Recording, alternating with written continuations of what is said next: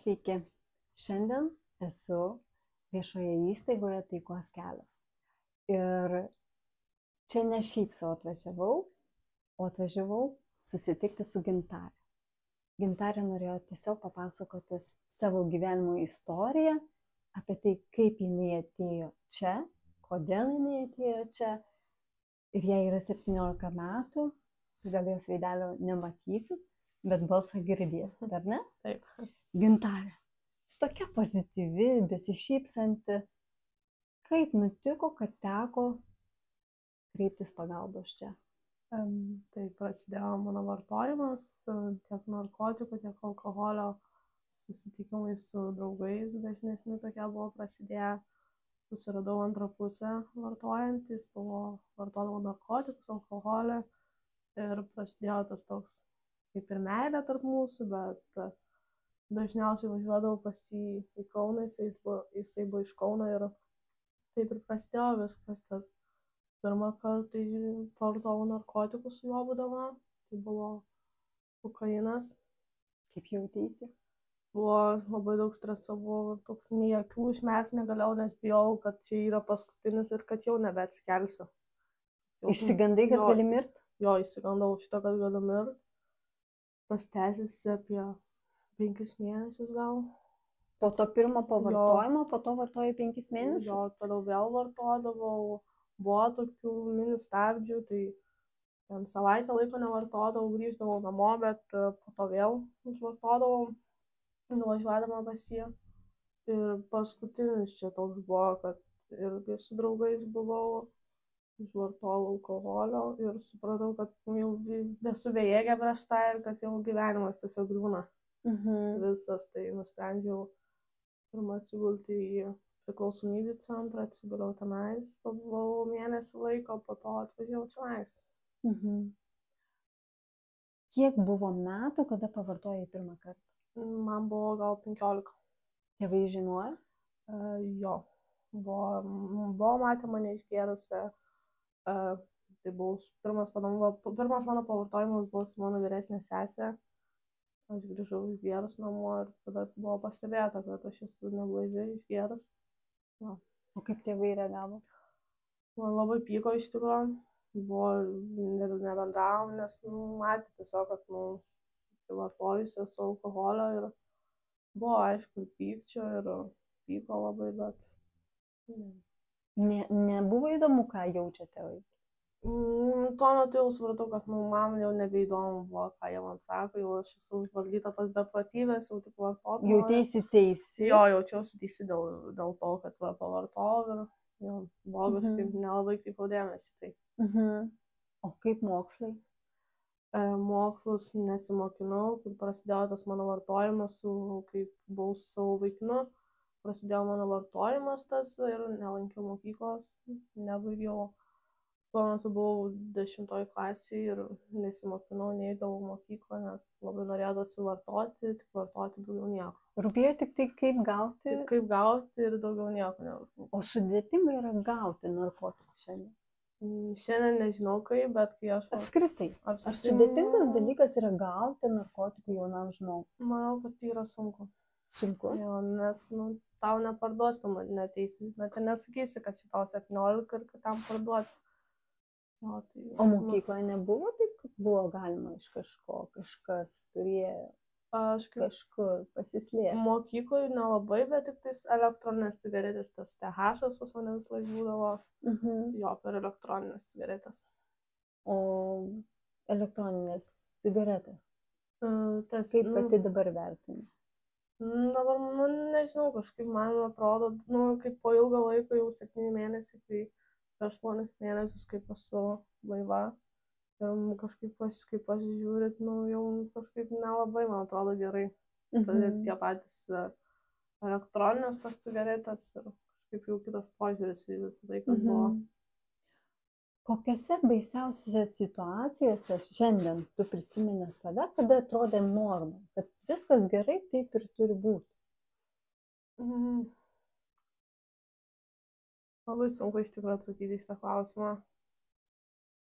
Net nelabai randu atsakymą iš tikrųjų. Kaip tavo diena atrodė, pavyzdžiui, kaip atrodė diena, vat, atsikeli ryte ir tu žinai, kad tau reikės kas kiek laiko vartojamos tos dozės? Į savaitę kartą, į dieną kartą, į mėnesį? Man mėnesį man buvo labai mažai. Aš beveik kiekvieną savaitę būdavo, pas mane labai daug atkryčių būdavo kiekvieną savaitę. Aš grįždavau namo, tik tais permiegodavau, kokias 2-3 dienas pabūdavau namie ir po to vėl išvažiuodavau. Bet mama visada priimdavo grįžti? Mama vis laik priimdavo, bet būdavo ir ta policija kviečiama ir manęs ieškodavo ir aš paieškos būdavau, bet man tai kažkaip nerūpėjo. Ai, tai čia galvodavau niekis. Bet tai mama kvietė policiją? Ir mama kvietė. Jo, ir dabar kaip prisiminus yra skaudu iš tikrųjų, kai tiesiog mama labai daug dėjo pastangų į mane, matė kokia aš buvau ir prisivartojus ir visa kita ir taip gaila iš tikrųjų. O ką policija? Surasdavo tave? Jo, kelis kartus yra suradę mane, 2 ar 3 kartus yra suradę, o kitus kartus aš pati grįždavau namo, bet irgi visą laiką važiuodavo policija ir apklausti ir panašiai. Ir kaip tu jautiesi tada, kada policija tave apklausinėja? Man tuo metu kažkaip būdavo ir pikta, ir taip linksma, kažkaip policija surado ir kažkaip kitas požiūris visai tai būdavo. Bet čia galvoju nieko tokio, tai kas čia parveš mane namo ir aš po to vėl išeisiu. Čia tiesiog buvę nebuvę. Jo. Grįžkim prie draugo. Kokio amžiaus jisai? Už tave vyresnis, bendramžiai? Mano draugas buvo 22 metų. 22 metų, kai su tavim susipažino buvo? O tau tada kiek buvo? Man tuo metu buvo 16 metų. Ir šiandien dienai su juo bendrauji? Šiai dienai ne. Ne. O jis ką, vartoja? Jisai toliau vartoja, mes turim gerą ryšį su jo mama. Ir dabar nebendrauju, nei jo su joniais man rašo, tiesiog, kad esu nutraukusi santykius su tais draugais, su kuriais aš vartodavau, per kuriuos, aš negaliu sakyti, kad per kuriuos, nes nebuvo taip, kad per juos aš ir vartodavau, čia buvo ir mano toks. Tiesiog esu nutraukus su žmonėms santykius, su kuriais aš vartodavau. Daug tokių žmonių? Buvo geriausia draugė mano. Tai va ir su jie jau nelabai, aplamai ne tai, kad nelabai, bet jau nebendraujame. Tiesiog nusprendžiau, kad negaliu aš tai daryti, kad negalime stęsti bendravimo, nes aš išeisiu iš reabilitacijos, galiu toliau vartoti. Tikrai nebus labai gera. Bet šiandien suvoki, kad visada yra ta tokia labai plona linija, kad gali paslysti. Taip, dėl to ir yra ta baimė. Bet būtų iš tikrųjų gaila, nes per tuos 7 mėnesius čia man reabilitacijai, kol esu daug pasiėmiau ir programos atsikandau ir tas pokyčiai visi įvyko, kuriuos aš vartojime galbūt neturėjau tokių ir šiaip pasididžiuosi savimi ir būtų iš tikrųjų man būtų gaila laiko, kad per ilgą tokį laiką taip viskas sugriovė iš karto. Jo. Ligoninėje nebuvai nė kartą atsiradusi dėl to, kad vartojai? Buvau psichiatrinė atsiradus. O kaip ten atsiradai? Psichiatrinė ligoninė atsiguliau, buvau neblaivi. Čia buvo mano paskutinis atkrytis, važiuojant į detoksikaciją. Jo, čia buvo paskutinis mano atkrytis, su draugais buvau neblaivi.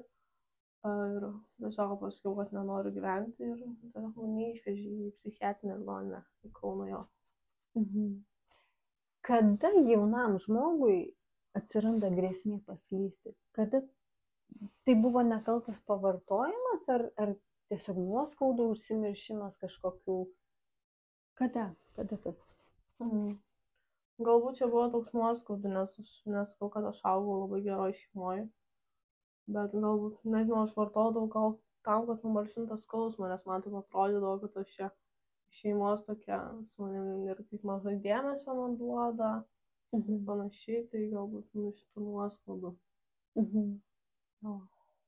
Tai tos nuoskaudos, kai tavęs negirdi, ką tu sakai šeimoje, kai dėmesio trūkumas ir reikėsi draugus? Jo, pas mane taip kažkaip būdavo, po to kažkaip jau kai su draugais pradėjau, gerai kažkaip man apsivertė tas mąstymas, sakydavau, kad šeima tai man yra draugai, jau kur mano tikrai šeima, man nelabai rūpėdavo jinai, nors turiu tikrai ir brolių, ir sesijų, ir krikšto sūnų, bet man tai nerūpėdavo, man būdavo draugai kaip šeima.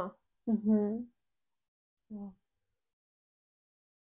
O šiaip mokykloje iki vartojimo buvai aktyvi mergaitė, kuri dalyvavo veiklose, mokėsi? Šiaip jo, negaliu sakyti, kad ten buvau labai bloga, bet būdavo ten gal tokių pykčių tiek su klasiokais, bet čia ir savaime, tai aišku, kad būna juo. Bet jo, iš tikrųjų įsitraukdavau ir į mokyklos veiklos, ir šiaip visokius, ir savanorystę buvau užsirašęs. Ja. Ko palinkėtum savo šiandien? Šiandien savo norėčiau palinkėti blaivybės, labai stengtis, ką dabar darau, daryti toliau, ką dabar darau ir stengtis dėl savo pačios ateities. Jo. Ką šitą situaciją tave išmokė? Gerbti save, turbūt, nes aš seniau negerbdavau savęs, dabar tiek pasižiūri į save, kad tiesiog tas savo pastangas ir pokyčius per tuos 7 mėnesius, blaivybės 8 beveik, tiesiog nėra tas vartojimas labai geras dalykas. Ir tiek kitam jaunimui palinkėčiau stotis, kol galit, kol jau ne ant kojų. Net nepradėti? Net nepradėti, tiesiog stotis, jeigu jau mato, kad tą liūną krenta, jau kad ir vartoja, jau kuo greičiau išlysti iš tenais, nes ten tikrai nėra pats geriausias dalykas, ką aš esu ragavus, tai tikrai ne. Gintarė, tu sakai apie pagarbą savo, ištarei tokius žodžius, ar ne? Kaip ta nepagarba tau pasireiškia? Aš iš tikrųjų nemylėdavau savęs, kai ten sakydavo, reikia pirmą mylėti save.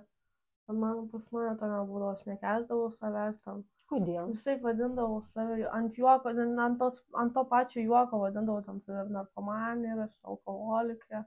Man tai būdavo juokas ir jausdavau taip, čia tokia nepagarba iš tikrųjų savo ant savęs taip.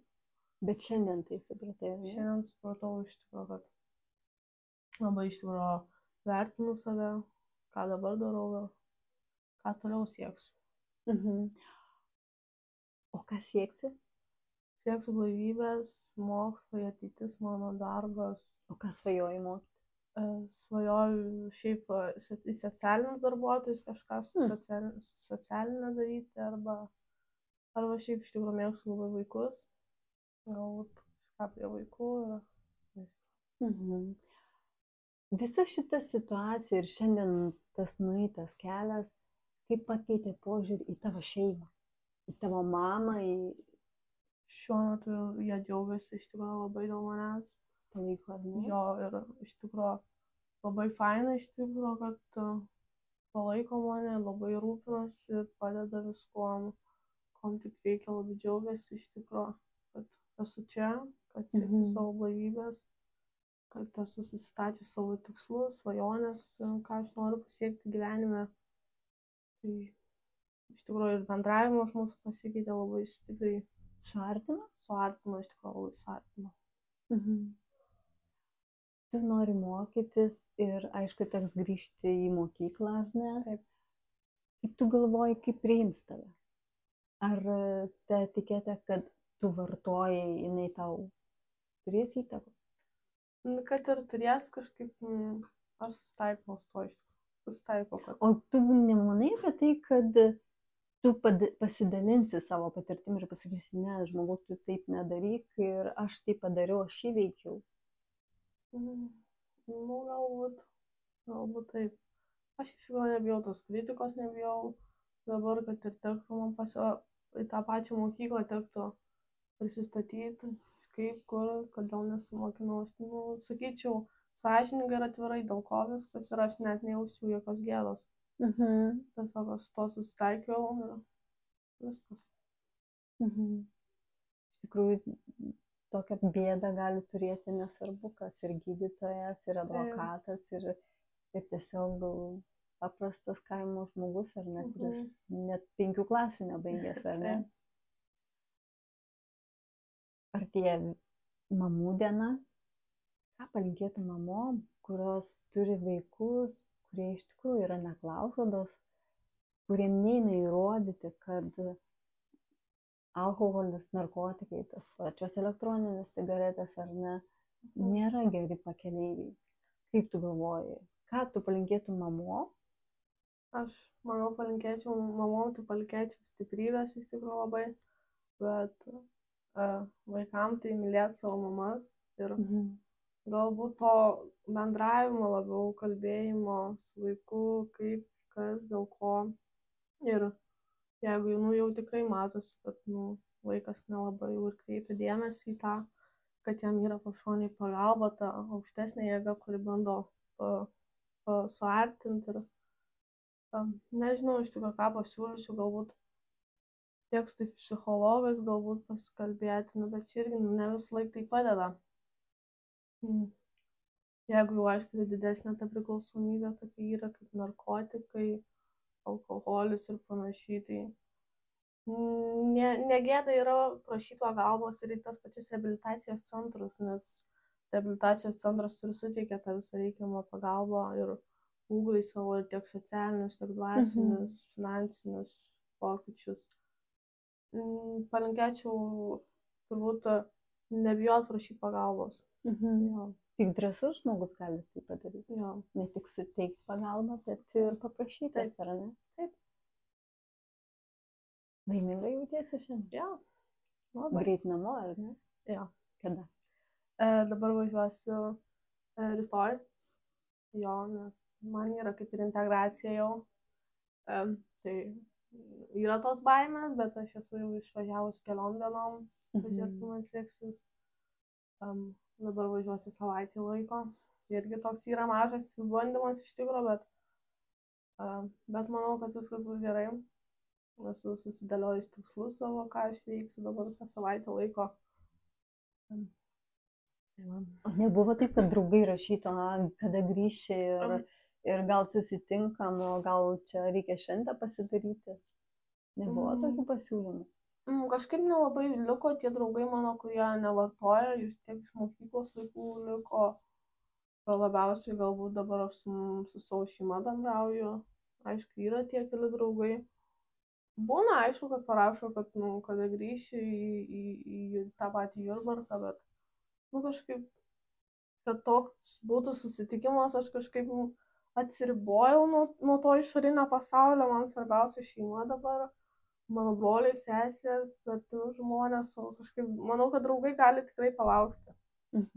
Jo. Jeigu draugai tikri, jie iš tikrųjų supras, kokia situacija ir jie bus ramstis, o ne akmuo po kaklu, ar ne? Tai Gintarėlė, aš tau ir linkiu visada eiti į priekį su ta žavia šypsena, kokia tu šiandien esi, tos akys, kad spindėtų taip, kaip šiandien spindi. Ir kad mes susitiktume, pavyzdžiui, po 10 metų ir tu man papasakotum, kad yra daugybė žmonių, kuriem pati ištiesi ranką, padėjai ir jie tau teikia laimę. Kad tu esi laimingas, čia jaučiantis ramybę ir tai į priekį su šypsena ir niekada nepamiršk, kad tu viską gali, viskas tavo rankose. Ačiū. Apkabins.